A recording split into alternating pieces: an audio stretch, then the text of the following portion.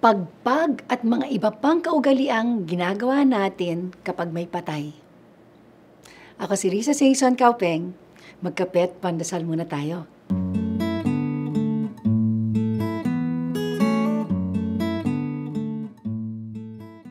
Kung kayo ay Pinoy at nanggaling sa burol, siguradong alam ninyo ang kaugaliang magpagpag bago umuwi. This is the practice of passing by another place, usually a restaurant or cafe, after a wake, in the belief that you will shake off spirits that may follow you home. Marami pa tayong ibang mga paniniwala kapag may patay, gaya ng bawal kang ihatid ng miyembro ng pamilyang namatayan sa pinto dahil baka daw ikaw naman ang sumunod. Pagkatapos ng burol, bawal daw iuwi ang pagkain at ano pang bagay na galing doon dahil iuwi mo daw ang malas. Pansinin ninyo na ginagawa natin ang mga ito dahil tayo ay natatakot malasin. That's the nature of superstition.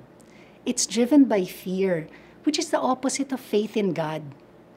Kaya next time, imbis na magpagpag tayo or huwag magpahatid sa pinto o huwag mag-uwi ng pagkain mula sa burol, magdasal tayo.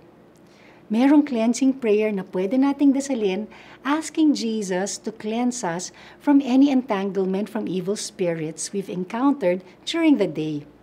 Ito ay maaari nating dasalin araw-araw at hindi lamang kapag tayo ay nanggaling sa patay. Madalas kong naririnig, wala namang wawala sa atin kung sundan natin ang mga pamahiin. Ngunit hindi natin alam na napapailalim pala tayo sa impluwensya ng kalaban dahil nababawasan ang tiwala natin sa Diyos na lagi tayong pinoprotektahan.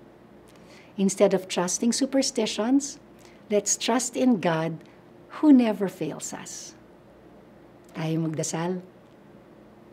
Lord, I put my trust in you. Free me from superstitious beliefs that undermine my faith in you. Amen.